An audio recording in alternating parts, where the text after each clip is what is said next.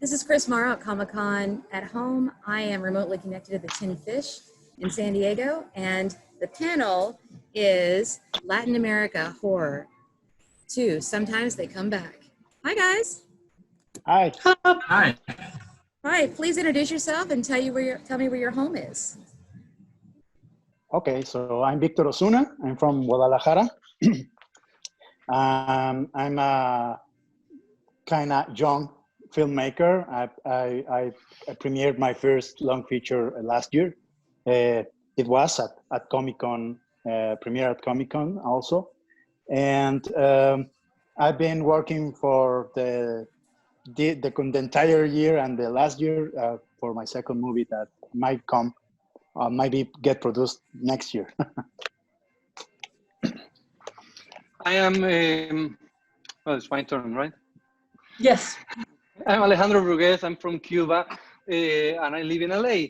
I'm a director. I did a film that's called Juan of the Dead, and the most recent things I did were a film for the Blumhouse Hulu series Into the Dark, which is called Puka Lives, and an episode of Sam Raimi's Quibi series 50 States of Fright. And then we have Fink. Where are you at home, Fink? I'm back. Sometimes I come back. My name's Fink, Sebastian Fink. I'm right now in Querétaro, Mexico. I'm at home. I'm a comedian and a writer. I just graduated from film school, and I am the moderator of this panel. My main job is to be a writer, so I write scripts and I playwright, and I also perform stand-up comedy quite often. So I'm a stand-up comedian, and I've been a few times on TV, and I'm preparing some new projects with horror and geek stuff. So I'm very excited for what's coming. And finally, I am Adalisa Zarate from Mexico City. I am a comic book artist and the track organizer for all this madness, because I love the guys. Welcome. Please tell me about the panel. How did it go? Oh, I think it went wonderful, but they were the ones who gave it. I think it's awesome to have a space to talk about the Latin culture and focus it on this genre in particular. I think it sucked. And I got to say stupid shit, and then everyone else after me said interesting stuff. I think you were great. I think you were funny. I think you were quite precise with your comments, and I think your answers were. Everyone else came after saying all the smart stuff. I was just answering the question, and everyone else came and said smart stuff, and I was like, "Holy shit! I should have said that." But you said one of the smartest and truest things of all time by saying you have to wear comfortable shoes. Oh yeah, that's the best advice for filmmakers. Wear comfortable shoes. That's going to be in the mind of everyone. Yes. Yeah. Well, you it should was see really mine. good. I've got tennis shoes on. Yeah.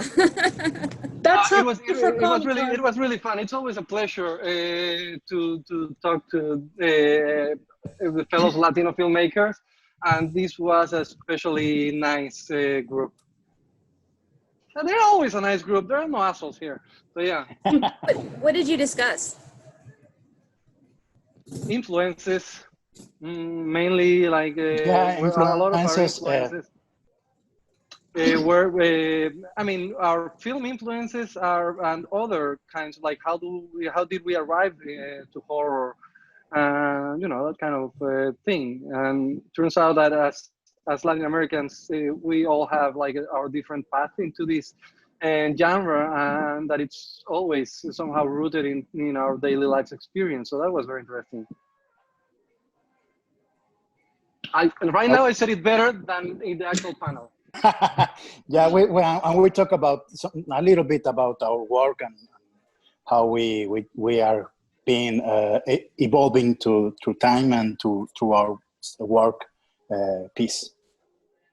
I think last year at Comic-Con, on the first panel, we talked a lot about how is it for a filmmaker in Latin America to make films, and about the difficult parts of being a filmmaker in Latin America, and about the panelist work. So this year we focused more on what parts of the Latinos' life growing up influences their work and the way they make films today. How different are American films and Latin American films when it comes to horror? Come again? How different are American films and Latin American films when it comes to horror? I think American films are always kind of like the same because that's our main influence, like growing up and all that. So I think our vision of American horror films, it's not so different from yours. It's I don't know, it's the stuff that you grow up as a kid that makes you fall in love with the genre. I think the interesting thing is how do we see our own cinema, our own horror cinema there. I don't know. What do you guys think? Yeah, I agree with you. I think we're heavily influenced by 80s and 90s movies from horror, mainly while we're growing up. From United States, Carpenter and Raimi and Spielberg. But then we kind of have our spiced Latino flavor around the same stories and monsters and issues, and we kind of give the different taste of it.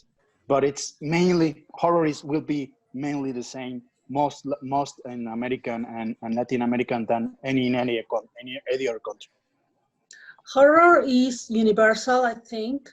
But as a fan, I think that the main difference between Latin American horror and American horror is the budget the directors get and the support by the public. There are a lot of cult favorites made by Mexicans that don't get that many screens. So that's part of the point of these panels at Comic-Con, that more people get to see the Latin American horror and fall in love as I did. But I have to say, I'm going to step into your answer there. I have to say that also here, it's not like horror gets a big budget anywhere. Yeah, you guys get I mean, it's relative. It's relative. I know it's relative, but like the horror budget that you get in the US compared to other budget, it's not that big, and it's pretty much the same in Latin America, and also sometimes you don't get many screens. Like the good horror, not the good horror. There's good horror everywhere, but the good indie horror doesn't get many screens anywhere, and it's the kind of thing that you usually discover in places like Shudder or some film festival. Yeah, we need to change that. But I think there won't be screens for anyone now anyway. So More of a home screen. yeah. So tell me your favorite horror movies, if you don't mind. I'd like to hear which ones you like that are Latin American horror. Oh, Latin American. Well, we talked about that in the panel. I think basically all of us went with Guillermo del Toro, right? With the Devil's Backbone and Pan's Labyrinth and Chronos and yeah. Yes, but I also liked Tawada's work and Moctezuma's work also. I think they are both, but mostly Tawada's. I think the atmosphere that Tawada brought to his movies was a game changer for me. I even can read the atmosphere that those movies have, and they are gothic and very interesting. I don't know, haunting. But obviously, I think Guillermo del Toro is one of the main reference by Chronos only, and then the other great works he has. I think Victor mentioned on the panel two of my favorite films ever, which is Mrs. Morales' Skeleton and The Vampire. Those are two of my favorite Mexican horror movies, as well as Tigers Are Not Afraid. That was a film that's amazing. On the panel, and that's an amazing film. I am going to be very honest. Before I met these wonderful guys, I was one of those silly Mexicans who didn't watch Latin American horror. This is also why I wanted to make this panel happen. But right now, my favorite Latin American horror movie is actually Juan of the Dead. Oh, that's nice. Yeah. Well I done. love zombies, and I loved what you did with them. Thank you very much. Yeah. Thank you very much. But You're you know, welcome. it's funny. It's when I think about the favorite Latin American horror film, I try to think about the early ones that influenced me, not the ones like right now, because I think there's so much good work coming out right now. There's Tigers Are Not Afraid is such a fantastic film. That's, I mean, I have seen it several times and it's amazing. But there's also a lot of good Latin American horror coming from all over. Like there's good Colombian horror movies, Uruguayan horror movies. There's Gustavo Hernandez in Uruguay. I don't know. It's all over the place. There's a lot of good stuff coming out now. So Oh yeah. yeah, we're getting Yeah, good. Shit. But thank you. But thank you for You're the welcome. shout out. I will Yes. watch Signature on my DVD Yeah. next year. Next year. I think Alejandro has a great point. I personally love and admire each and every one film that all the ones that are in the panel in this year and last year have made. Honestly, I loved the work while I've been watching those on movies or on my home with my Blu-ray. I love those, and there are a lot of. Recently agree. I saw one. I saw Terrified one- is amazing. Terrified is a great movie, and recently I watched I think it's Panama's movies called Diablo Rojo that was very good and very original. And then I saw another one that's from Venezuela that's called Infección, and it's about zombies in Venezuela. I have a panel with the director next week. And those kind of things makes me feel proud of being part of this genre and to be part of this Latin wave. Yeah. We're doing good shit. As a young, excuse me.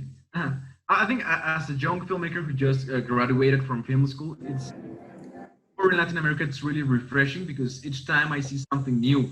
I remember way younger, I was in high school and I was watching YouTube videos about the upcoming films that were about to release in theaters, and I saw Juan de los Muertos, and I was shocked. I was so excited, and I really wanted to see a zombie film made in Latin America because it was really exciting for me, and it was really inspiring too. So I was. You know they are doing a Mexican remake, right? Really? I don't. Oh, there you go. I wonder. It's gonna be set in the Chapala Lake or what? Emilio Portes is doing it. Oh, With such milk of zombies. Yeah, I haven't read it. I know there's a screenplay. I haven't read it, but Emilio is doing it. El Estudio is producing. Yeah. Emilio, Chris, you have I hope they don't fuck up. I hope they don't fuck up. I hope.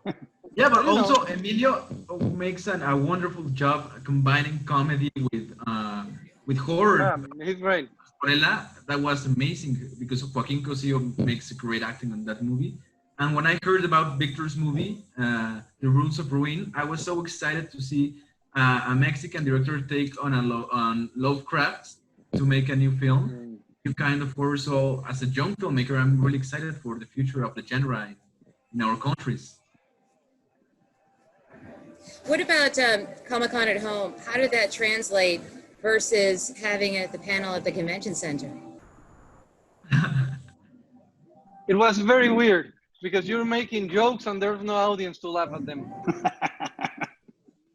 Even in the intro, we were clapping on each other because there was no ovation. Yeah, it was super weird. I am happy that I could see the panel because last year I had to miss it. So that was good. Do you think that moving forward that they're going to start doing some online panels along with the in-person panels? It could increase the options, I think, but I think that the experience of being there, sharing with the public it will be always unique because we don't even have like the feedback. We were just talking about our things and our sex, but it's always important to have some feedback from the audience. The lines and the sweat and the smell, you really miss that. Yeah, and spending a lot of money in one day. Yeah. Completely agree. I think that yes, moving forward, more conventions are probably going to do a mixed thing with virtual panels and live panels. But for me, it will always be better the live panels. It's a completely different experience. Yeah, That's wonderful. Frequent. Well, thank you all for your time. I appreciate it. I'm Chris Morrow with Comic-Con at Home, and we miss you, and we'll see you soon. Thank you. 2021. Thank you very much. you. Bye-bye. Thank you guys so much. Thank you.